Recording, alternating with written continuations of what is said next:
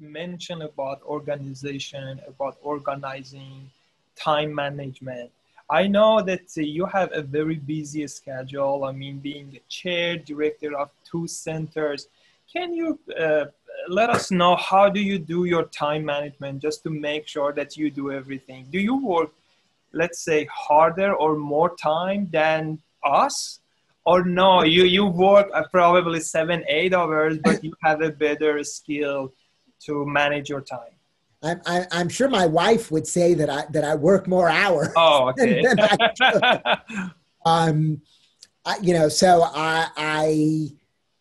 I do probably work a lot of hours. It's not unusual that I'm working in the evenings or on the weekends.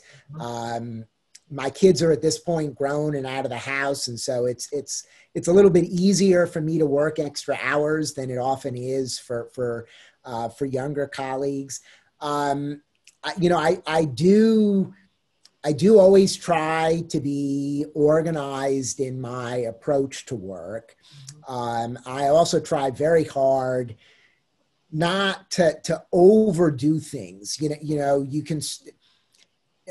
I'm a very strong proponent of always striving for high quality, but high quality and perfection are not the same thing. And I know many people or colleagues who are continually striving for perfection at the cost of not being productive, because they're spending a tremendous amount of time in that area of diminishing value, trying to get asymptotically closer to what they consider to be perfect. And I constantly try to remind myself, don't do that. That's not where you want to be. Yeah.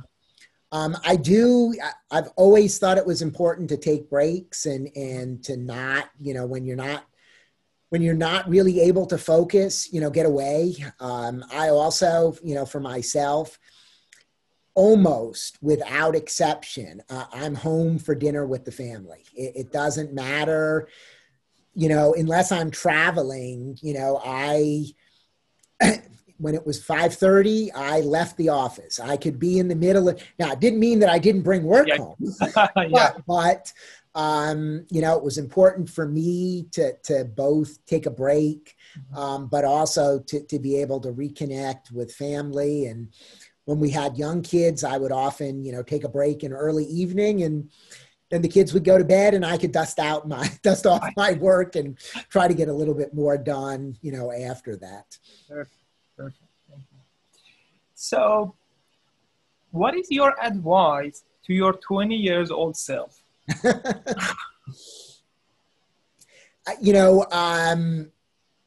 I've been incredibly fortunate, and my career has evolved and progressed in ways that I could never have imagined. I didn't think that I would be as successful as I was in as many things that I've done.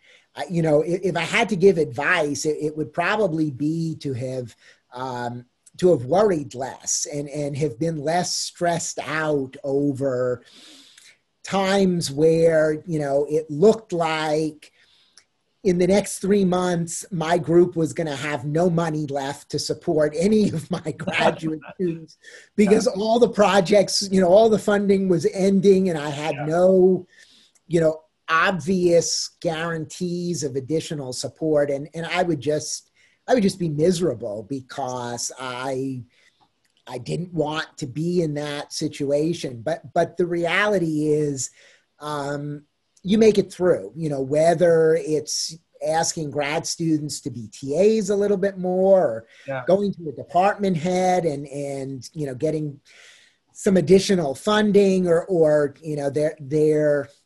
there are always options there that if you push, you can tap into. And it's not that you can sit back and not drive yourself to try to write that extra proposal and go after the extra money, but maybe sometimes I worried about it more than was necessary or desirable. But I am thrilled with the way my career has gone. I love what I do. I've loved the things that I've tried in terms of being editor of a journal or running centers, or I was department head for 10 years. That they've all, it's not that they were all without problems, but they were all great experiences. Yeah. None do I have any regrets that I did, you know.